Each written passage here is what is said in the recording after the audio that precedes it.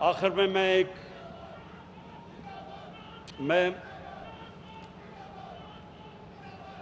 بات کرنا چاہتا ہوں جو ابھی حال ہی میں بڑے افسوسناک واقع ہوئے کہ فرانس کے اندر ہمارے حضور کی شان میں گستاخی کی گئی اور کوئی خاکے چھپے تو اس کے اوپر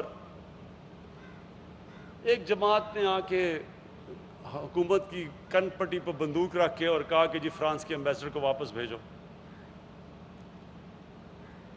اب میں سارے اپنے قوم کو کہنا چاہتا ہوں کہ ہم سب، میں تو کسی کو نہیں جانتا جو ہمارے نبی صلی اللہ علیہ وآلہ وسلم سے عشق نہیں کرتا، اگر کوئی نہیں، مجھے تو نہیں پتا، کیونکہ آپ صحیح معنی میں آپ کے دل میں ایمان آ سکتا ہی نہیں جب تک آپ نبی صلی اللہ علیہ وسلم آپ کے دل میں نہیں بستے، آپ ان سے پیار نہیں کرتے۔ کون زیادہ کرتا ہے، کون کم کرتا ہے، یہ تو اللہ ہی جانتا ہے، نیتوں کے راز تو اللہ کے پاس ہے صرف۔ لیکن میں ایک چیز جانتا ہوں کہ کون سا ہمیں اب سب کو، اگر ہم ان سے عشق کرتے ہیں اور ہمیں تکلیف ہوتی ہے کہ ان کی شان میں کوئی گستاخی کرتا ہے، تو اس کا طریقہ کیا ہے کہ ہم ان کو روک سکیں؟ باہر کے ملک کے لوگ ہیں، ہم ان کو کیسے روکیں؟ دو طریقے سامنے آ گئے آپ کے۔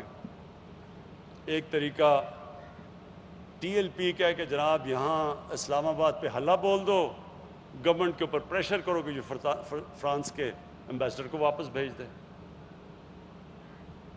یہ ان کا طریقہ ہے، مظاہرے کرو، توڑ پھوڑ کرو پاکستان میں۔ تو کیا اس سے یہ رک جائیں گے؟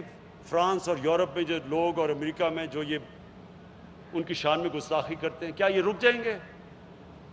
اور ایک میرا طریقہ ہے اور میری گورنمنٹ کا طریقہ ہے، مقصد ایک ہی ہے۔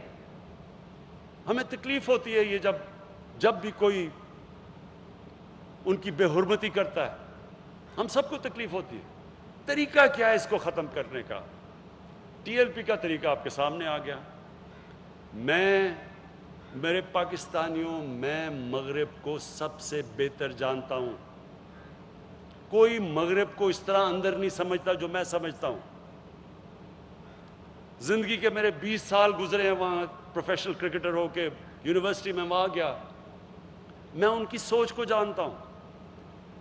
یہ جو ٹی ایل پی کر رہی ہے کہ جی ہم فرانس کے ایمبیسڈر کو واپس بھیجو اور نہیں تو یہ کر دیں گے اور توڑ پھوڑ ہو جائے گی، میں آپ کو لکھ کے دیتا ہوں 100 سال آپ یہ کر لیں، اس سے کوئی فرق نہیں پڑنے لگا، بلکہ وہ اور کھڑے ہو جائیں گے کہ جی یہ تو قوم بڑی تنگ نظر ہے، ہم تو آزادی رائے کے اوپر، ہماری آزادی رائے کے اوپر یہ اٹیک کر رہی ہے، تو وہ تو اور کھڑے ہو جائیں گے، وہ تو سمجھیں گے کہ ہم آزادی رائے کے اوپر سٹینڈ لے کے کھڑے ہیں، اس کو تو وہ دین سمجھتے ہیں۔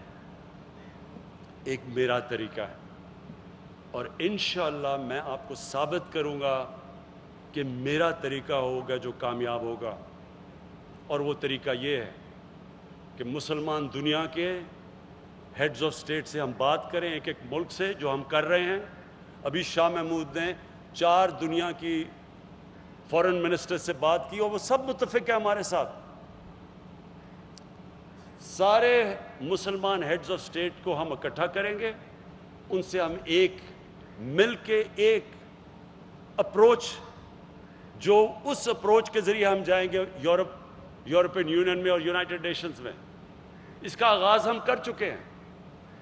ان کو ہم کہیں گے کہ دیکھیں، آزادی رائے کے نام پہ 1.25 ارب مسلمانوں کو آپ تکلیف نہیں دے سکتے، یہودیوں کو آپ تکلیف دیتے ہوئے سوچ بھی نہیں سکتے۔ ان کا جو ہولوکاسٹ، جدھر یہودیوں کی قتل عام ہوئی تھی، کوئی سوچ بھی نہیں سکتا کہ اس کے اوپر کوئی بھی منفی بات کر سکے، کیونکہ یہودی اکٹھے ہیں۔ 4 یورپین ملکوں میں جیلوں میں ڈال دیتے ہیں کہ اگر ہولوکاسٹ کے خلاف آپ کوئی بھی منفی بات کریں. تو کیا ہم 50 مسلمان ملک مل کے کیا ہم ان کو یہ نہیں کہہ سکتے اور سمجھا نہیں سکتے کہ آزادی رائے آپ ہر چیز پہ استعمال کریں، لیکن ہمارے نبی صلی اللہ علیہ وسلم کی شان میں آپ گستاخی نہیں کر سکتے؟ اور پھر اگر آپ کریں گے تو پھر جب 50 مسلمان ملک ایک لائے عمل طے کریں گے کہ ہم آپ کی ٹریڈ بوائے کاٹ کریں گے، ہم آپ کی چیزیں نہیں خریدیں گے، اس کا امپیکٹ پڑے گا، تب ہم کامیاب ہوں گے. اور انشاءاللہ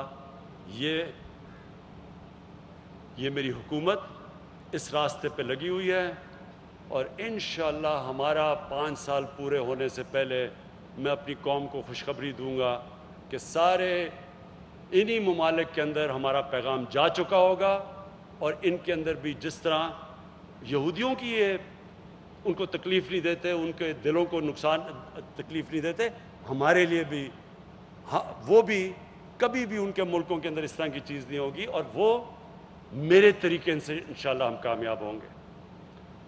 میں آخر میں